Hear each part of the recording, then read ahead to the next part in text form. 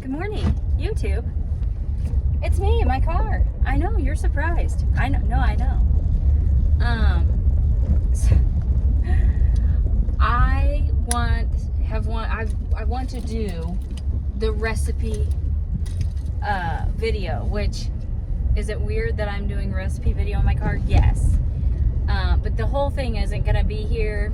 I hope to not make it too long, so I was just gonna share some recipes from our Easter and give reviews of each of them. So really my side dishes, my savory things, I say I'm sharing a recipe. I'm really not. I'm sharing ingredients. I don't have measurements for any of it to tell you. I really don't have any measurements to speak of whatsoever. But I can give you an ingredients list and send you on your way.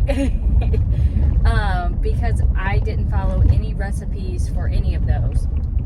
And then my desserts, I followed 2 recipes like exactly, and one I mostly. So I'll share the desserts, you know, later when I can sit down and actually share the recipes themselves. So I'll just share the savory ones as I'm driving. We're on our way to my job because it's a work day. But I went home and I tried to log in and it said that it couldn't connect to my computer, like maybe the computer was off or something.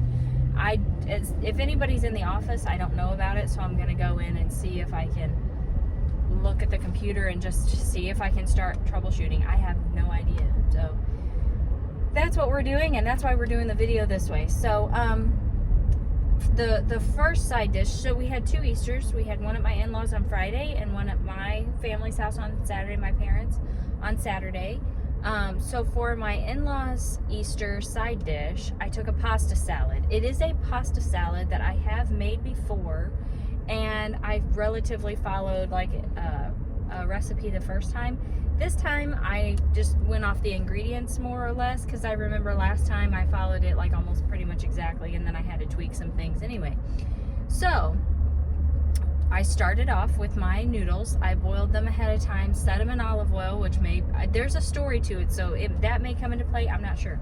Set them in olive oil and put them in the fridge, and then it's a BLT pasta salad. And so I fried my bacon ahead, put that in the fridge like the day before or whatever, you know. And then whenever I went to mix, what I did was I pureed 1 tomato, because like very few people over there were going to be eating tomato chunks. So I pureed the tomato and I mixed that with mayonnaise, salt and pepper. That's exactly what I did before when I made it. So I had a pureed tomato, mayonnaise, salt, and pepper. And that was my dressing. And I would say 1 pureed Roma tomato, and maybe, I had a fair amount of noodles. To tell you, I don't know, I have the Pyrex bowl set, that's the nesting bowls, and it was like the second size bowl down. And that was like almost full of noodles, but not quite full. And so then maybe like 2 cups of mayonnaise, 1 pureed tomato, Roma tomato, and some salt and pepper. I don't know exactly. And so I chopped up a whole pound of bacon, and then like, I don't know, probably at least a cup of shredded cheddar cheese, mild cheddar cheese. And I mixed that together, and then right before I went over, I chopped up my lettuce and mixed that in, because I didn't want it to get wilty. I wanted it to still be pretty crunchy. So I chopped up my lettuce and I put that in there. Here's my funny story about this pasta salad. We sat down to eat, and my brother-in-law was all excited about it, you know, and he took a bite and he goes, "Hey, why does this taste like peanut butter?" It's like, what? It doesn't. And everybody was laughing because he had just been eating a bunch of like the Reese's eggs, you know, and we're like, that's in your head because you've been eating peanut butter. And he's like, "No, it tastes like peanut butter." And nobody else really said anything. My mother-in-law took a bite. She goes, "It doesn't taste like peanut butter." Then I took a bite. And I looked at my brother-in-law sitting right by him. I said, "Hey, why does this taste like peanut butter?" He goes, "I don't know, but it does, doesn't it? Like, it doesn't taste like a sweet peanut butter." And then my sister-in-law took a bite and she was like, "It's like a cashew sauce or peanut sauce or something that doesn't have like the sweetness to it, but it has that nutty flavor. And it's like, yeah. So we could not figure. My brother-in-law swore that I put peanut butter in it, or that my husband, or like that I was pranked. My husband wasn't home, but that somebody put peanut butter in the pasta salad. I was like, I swear to you, no one has had access to the pasta salad. There's no peanut butter in here. It was wild, and I have made it before, but this tasted like peanut butter. I don't understand it. Everything was fresh. I didn't use anything old, so I don't know what happened. And then for my parents' Easter, I made two things. I made a potato salad. First time I ever made homemade potato salad.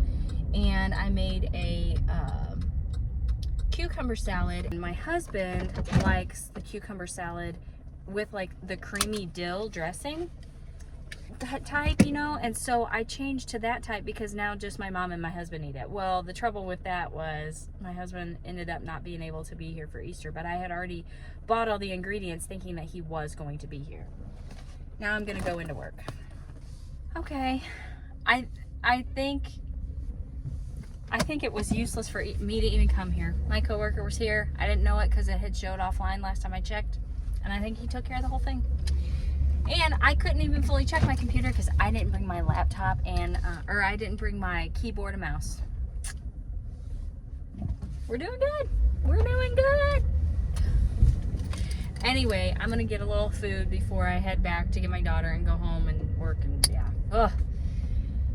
So anyway, so for the cucumber salad, honestly, like I just went to Aldi. I got one of the little bags of like the little, it's not the English cucumbers, is it? But the little mini cucumbers. And they sell them at Walmart too. And I just sliced them into little rings, like pretty thin little rings.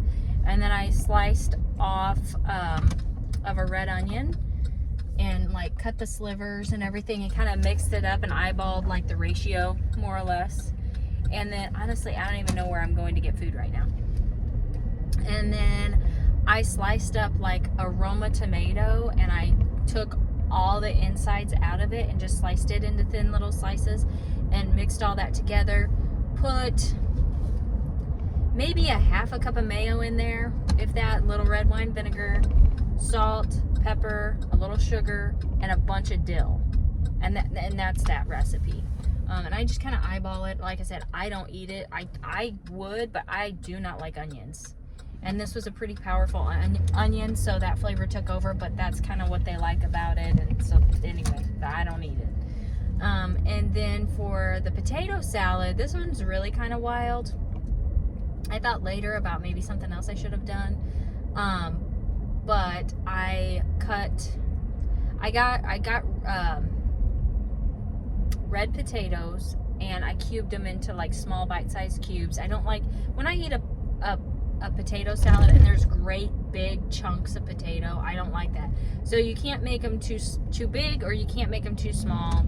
So I kind of just eyeballed it somewhere in the middle. To tell you how many, like they were not your typical size, they were smaller. And so I did more. So I really can't tell you how many I did. I just kind of eyeballed it. And then I felt like I boiled too many potatoes, and then come to find out I did not.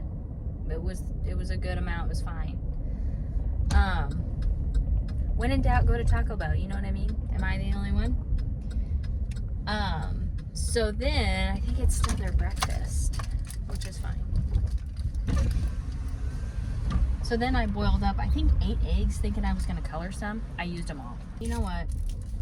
You guys, the person that waited on me was wonderful. But you guys out there who do not keep your money in order or facing the same direction, I don't, and it's funny because I'm not normally that way, but with that I am. I was a teller for a lot of years, and that's probably why. That's probably why I'm that way. Okay, let's try the coffee because I think I've had it before. Oh, that is so sweet. Oh, that's too sweet. Okay, we're gonna put some coffee in that when we go home. Anyway, because I think then it will be delicious. Tomato. Oh, did I get a tomato burrito? Anyway. So, I told you about the potatoes and the eggs. So I'll be honest with you. I did this in a separate bowl so as to not break up the potatoes or the eggs. I started the dressing. I didn't follow a recipe. And I knew it wasn't going to taste like a typical potato salad or like what people in my family made, but I was kind of going for a loaded potato salad, but I was in a rush. So again, didn't look up a recipe. It didn't end up tasting like a loaded potato salad, but it was good. I do think I would do one thing different. So in this bowl, I finally chopped up a pound of bacon. I finally chopped up a red bell pepper. I finally chopped up 2 ribs of celery, I think, maybe 3.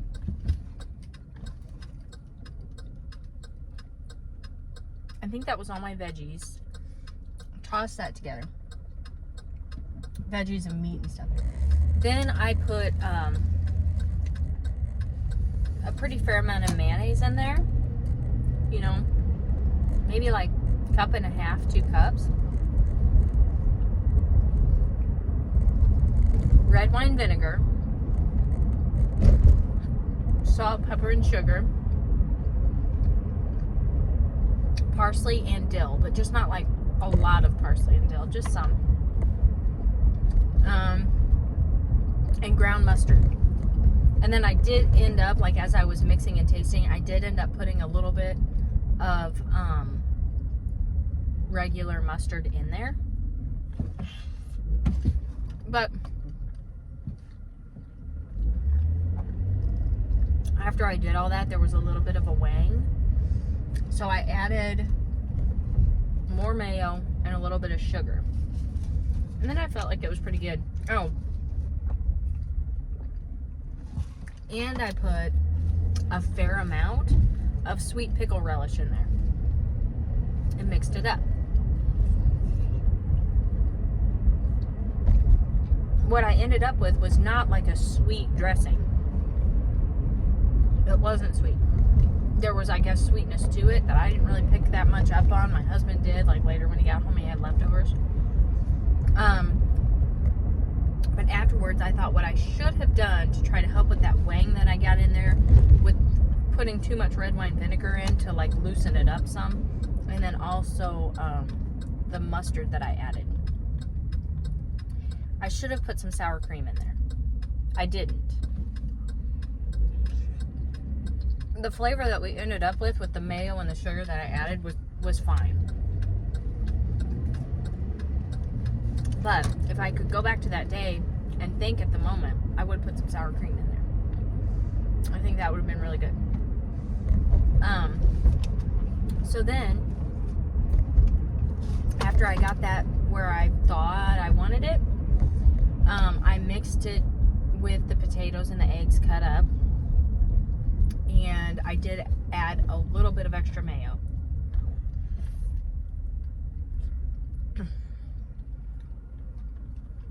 Put it in the bowl. I topped it with parsley and a little bit of paprika. Just for pretties. Everybody loved it. My brother took extra. Like he took some home with him. He said it was just... He said he's picky about his potato salad. It was so good and it was different. So, nobody said anything about my cucumber salad, which like I said, normally that's just my mom and my husband that make it. And I still continue to make it because I made it for so many years for my mom and my grandpa. But I did change the way that I do it so that I could still have at least 2 people eating it. But nobody said anything about that, and that's fine. I didn't expect it. So I will rejoin this video in a little bit to share my dessert sweet recipes that will actually be recipes. So first we're gonna start with the strawberries and cream magic bars. I don't know why I'm starting there, but I am starting there. And let me scroll down and see if I can find this recipe. I pretty well followed this exactly, almost, and I'll explain why I say that. So here, the ingredients list is 9 graham cracker sheets, 6 tablespoons of unsalted butter, 2 tablespoons granulated sugar, 1 1/4 cup of all-purpose flour, 1/4 teaspoon of salt, 1/4 teaspoon of baking powder, 3/4 cup of granulated sugar, a 1/2 cup of unsalted butter room temperature,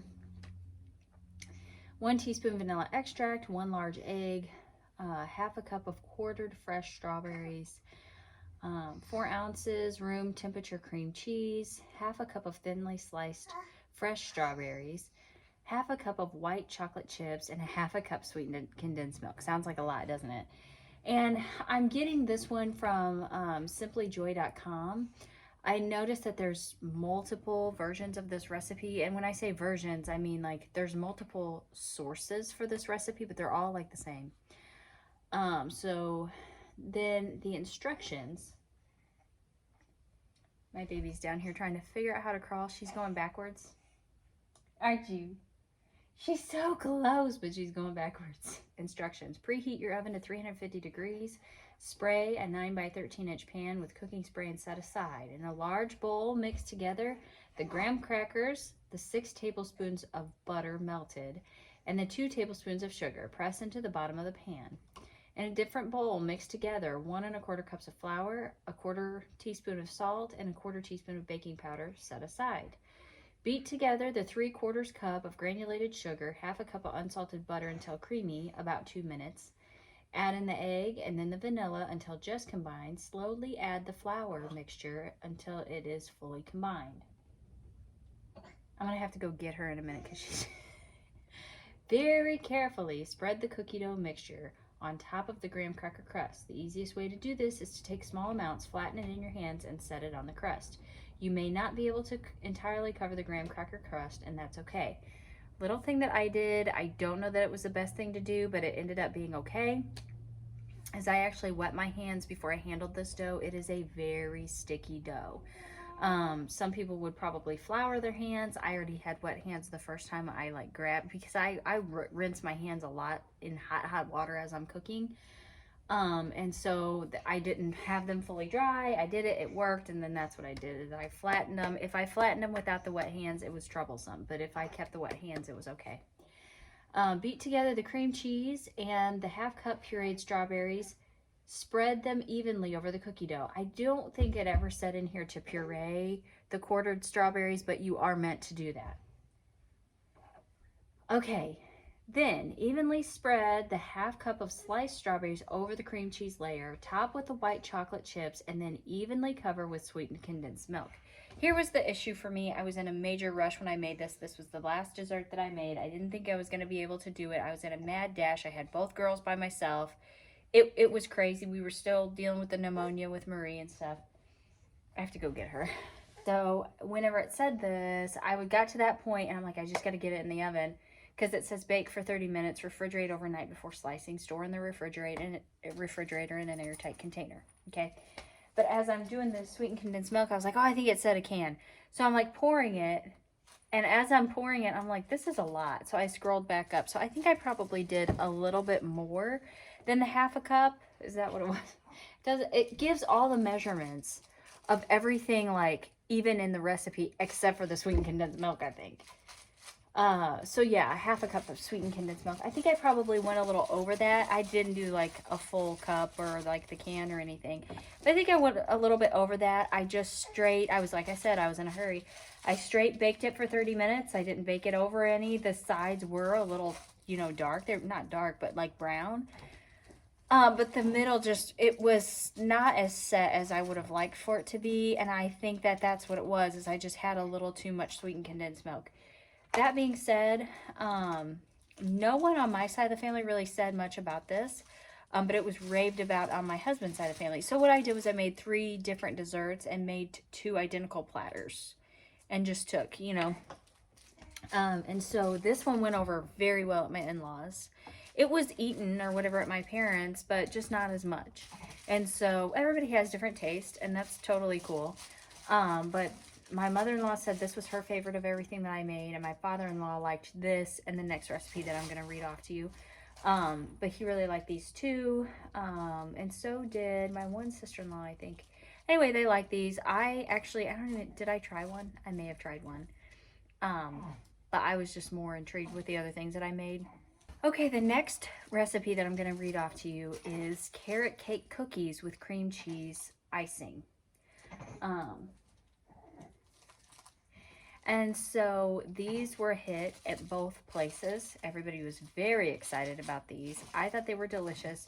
My daughter loved them without the icing.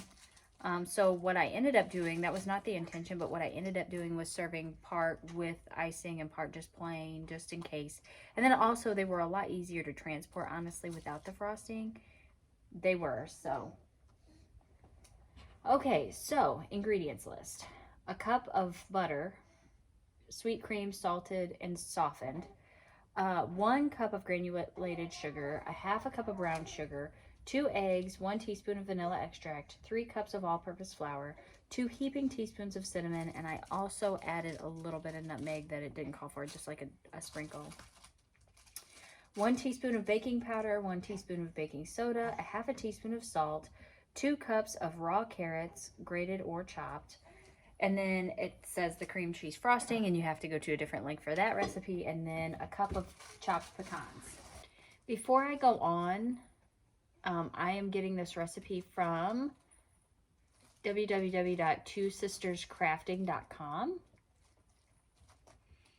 I am not really savvy enough to know how to put the link in the description, and I know that sounds silly, but in the past I've tried to copy and paste and it won't let me. Okay, so step 1. Add the dry ingredients, including flour, cinnamon, salt, baking powder, and baking soda into a bowl. Whisk together the dry ingredients until they are completely combined, set aside. Which this is funny because step 1 actually is grate 2 cups of carrots and set aside. So on the one thing it says that, and on this one, step 1 is add the dry ingredients. I don't know. Anyway, start with your carrots, and then, you do this. Step number 3, add the granulated sugar, brown sugar, and softened butter to a mixing bowl. Number 4, cream butter and sugars until completely combined. 5, add the eggs and vanilla until mixed, light, and fluffy. So your typical, cookie situation. Step 6 is add the dry ingredients 1 cup at a time, mix until just combined. Step 7, add the chopped or shredded carrots. Step 8, fold the carrots into the cookie dough. 9 and 10, we use an ice cream scoop to place the cookie dough in a cookie sheet lined with parchment paper. I don't have a cookie scoop, but what I did was I just kind of eyeballed it and made it into balls is what I did. So that was a little extra time consuming, but I don't have a cookie scoop. Step 11, bake the cookies in a preheated oven to 375 for 13 to 15 minutes or until just golden brown at the edges. I think mine ended up being really good at 14 minutes, like smack in the middle of that. Best I remember. Step 12, here's what the cookies look like just out of the oven. Golden brown and delicious and chock full of sweet, delicious carrots, which you can't see, but if you look up the website, you can. Then it says how to make the best cream cheese frosting. So we're going to go there. Step 13 is you make the frosting. We'll get to that. And then after everything's cool, you frost the cookies with the icing, and then you put the chopped pecans kind of around the rim of the frosting. So you have, like, you can see cookie, a rim of pecans, and then just frosting in the middle. They're very pretty. They're very, like, eye appealing and everything. What I think could have been better is if they could have been, like, set in the refrigerator for the frosting to harden just a little bit in order to, like, transport them easier, but that is also easier said than done. So what I did was I had mostly dry with like 6 frosted cookies to go to my in-laws, and then I took everything dry over to my mom and dad's and just brought the frosting separate, and I just frosted it right before I put everything out, and that's just kind of how I did that. So for the best cream cheese frosting, I have to say this was easy. It was also delicious.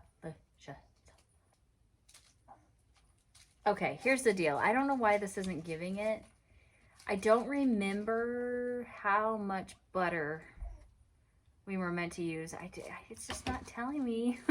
I don't get it. Where's the ingredients list? I ended up halving the recipe for the frosting because I knew I wasn't going to frost all of them at that point. So I know I used a half of a block of cream cheese. And I want to say I used 1 stick of butter and a teaspoon of vanilla. I don't think I halved the vanilla. I think I just went with it. Creamed all that together really good. And then 2 cups of powdered sugar. So, and that's all it is. And you just beat it together. So I don't know. I was trying to read it and make it more formal, but that's what it was. I'll see if I can do this by memory, but I wrote down, I found the recipe. For whatever reason, I couldn't just find it like searching online. But the recipe that I followed was this, and I'm going to try to get the steps the best that I can. Here's the ingredients list.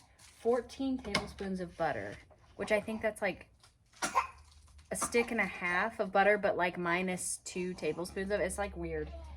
Softened. 3/4 cup of sugar, 1 egg yolk, 1 tablespoon of lemon juice, 1 tablespoon of lemon zest, 1.5 cups of all-purpose flour, a 1/2 cup of cornstarch, a pinch of salt, and 2 to 4 tablespoons of dried lavender. Okay, that's what it was. A little more to this. What happened to me was I couldn't find lemons to save my life. Couldn't find lemons. So I thought, well, I'll just use the imitation lemon juice or whatever that is, and I will use the zest of a lime, and we'll see how this goes. And I'm not as much on like key lime desserts, and like I'm not as much on that, but I'm like it's the next best thing that I can do. It's not exact flavor, but maybe between the two we can do something there. And then also, like I said, I didn't have the dried lavender. I had the lavender extract, right? So with this, what you do is you cream like your butter and sugar together, and then you add the egg yolk.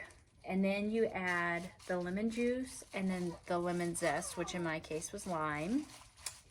And then you gradually like add your dry ingredients, your flour and your cornstarch and your salt, and you kind of just gradually add that in. Now, whenever I was doing the juice and the zests, I'm like, well, this doesn't call for any extracts of any type, but I went ahead and added, I think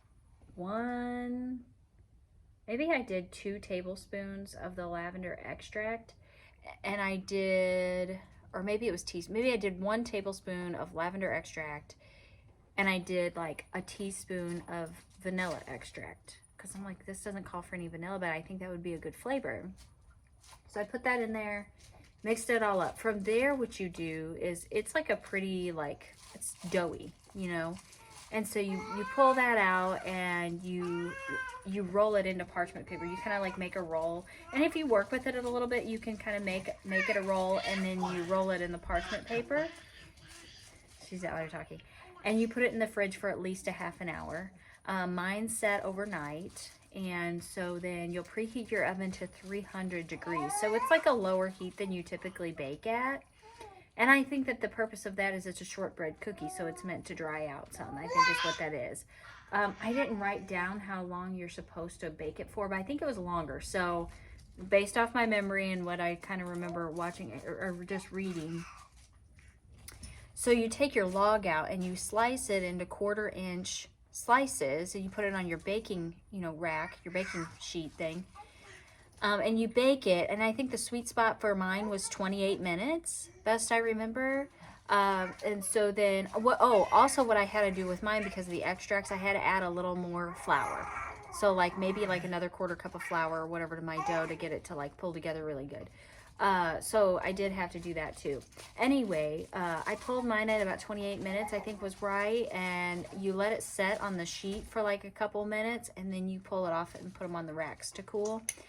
So I let them fully cool, and then I just melted down some chocolate chips, some white chocolate chips, put it in a little baggie and snipped the very, very end off, and just did like a light drizzle over the top of the cookies.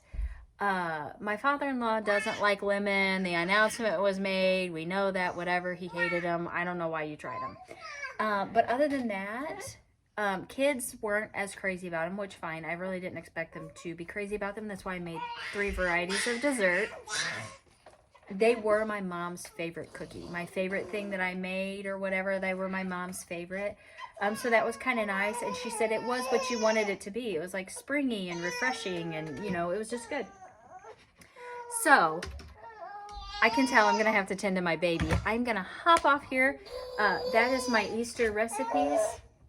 Please excuse us. That's my Easter recipes and the reviews. Thank you so much for joining me. We'll see you next time. Bye.